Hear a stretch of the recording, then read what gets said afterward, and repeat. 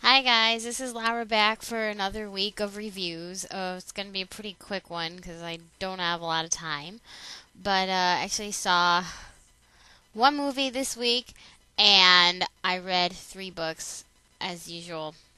I always read three books a week, don't I? I don't intentionally make it a goal to read three books or anything. It just happens that way. I think the beginning of the week I read like the first two really quickly within the first couple days, and then the last one takes forever the rest of the week. That's how it seems to go for some reason. Anywho, the movie that I saw this week is 30 Minutes or Less with Jesse Eisenberg in it from The Social Network, and some other people in it too that I don't really remember what the actors' names are, but it's it was okay. It was actually a rated R movie that I took my 12-year-old cousin to see. I didn't know it was rated R. They let us in anyway. I'm like, oh crap, we're already here. Whatever. He really liked it. I only had to cover his eyes in two really quick parts, so not that big of a deal. Yeah, it's about a pizza delivery guy who is kidnapped by these two stupid guys who strap a bomb to his chest and then want him to rob a bank for them. And it is a comedy. It's pretty wacky comedy. Filmed here in Michigan, set in Grand Rapids. I do live in Michigan, in case you didn't know. Uh, yeah, I don't know. It was funny, but it. I like a lot of comedies that have, I guess, an undertone of warmth and love to them. This movie didn't really have that, so I think that was what bothered me about it. It did have a lot of LOL moments, but on the whole, I wasn't that impressed with it. I think maybe most guys would like it better than I did. So I have to give that 30 Minutes or Less 6 out of 10 rating. Now to move on to the books that I read. I have three.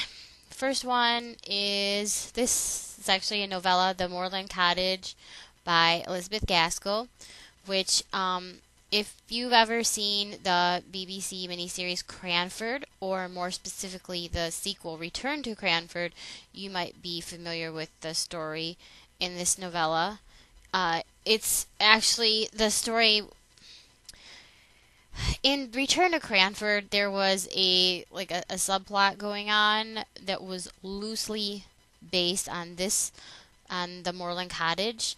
In the series, it was the story of Peggy Bell and then what's his name, William Buxton, and their two families and their problems with falling in love and getting engaged and whatnot. So yeah, kind of based on this story, but it's not in Cranford. In this, the girl's name is Maggie. For some reason, they changed her name. I don't know why. The guy is still William, I think. I don't think they changed his name. But anyway, yeah, Maggie is this good girl with the good-for-nothing brother, and they're not very rich, and then William is rich, so the dad is wanting them to get together, and the brother causes trouble, and blah, blah, blah. Thought it was pretty boring on the whole. Wasn't a big fan of Return to Cranford because I thought it just crammed in too much melodrama and they were running out of storyline ideas, which is why they kept pulling from various novellas like this one. I thought it was more interesting in the miniseries, though.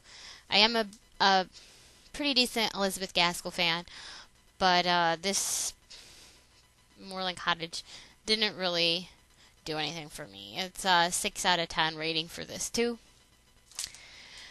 Next book I have is, not surprisingly, an Agatha Christie book. This one is Death Comes as the End, which is really an anomaly among her works in that it was not her only non-contemporary novel. This one is set in ancient Egypt, I think, about 2000 BC in Thebes, which is interesting. Agatha Christie, if you're not familiar with her, was married to an archaeologist, Max Mallowan, and she traveled a lot with him in the Middle East, so that's probably where she drew her inspiration from this. Uh, it was interesting to read a historical mystery in this way. It seemed accurate enough to me. I'm not an ancient Egypt expert, but from everything I've heard, it's an accurate portrait of the time. To get on to the mystery itself, it is a man who's basically all of his adult children are supportive, or no, he's supportive of them. They're dependent on him, and all their families are living with him, and he rules the roost.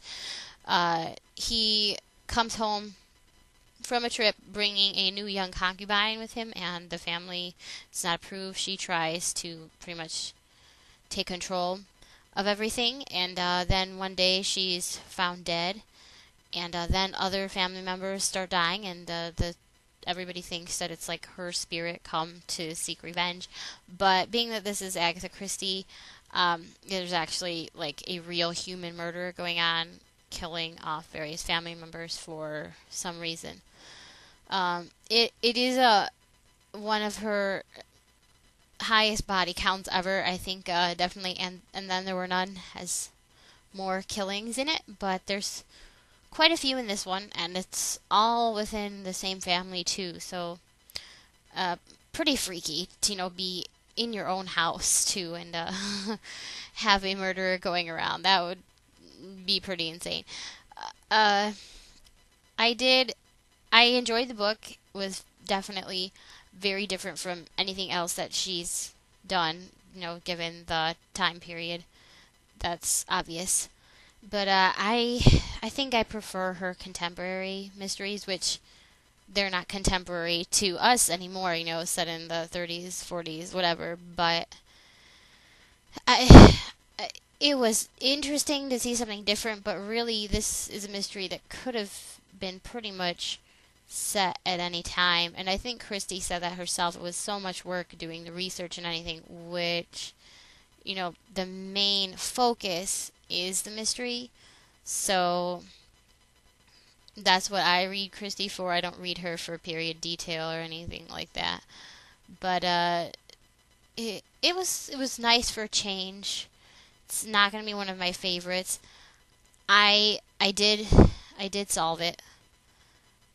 Yay me. I'm getting too good at these sometimes, I think. It was good. It's not going to be up near my top 10, but it's an 8 out of 10. I have my last book, which took me the longest to read, mainly because I had other things going on, and then yesterday we had a slow day at work, and I had planned to bring a book with me to kind of read on the off times, but I forgot it at home. So I finished it early this morning. It is Delirium by Lauren Oliver, which, as you may know, is one of my favorite book covers.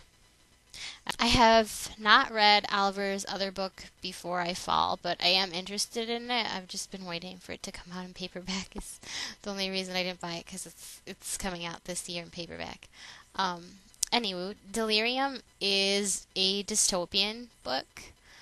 It is set in the USA about a 17-year-old girl named Lena, and in this society, apparently it's been 50 years since I guess scientists found a cure for this disease called amor deliria nervosa, which is basically love, which they think caused all these problems and wars in the world. For some reason, was love.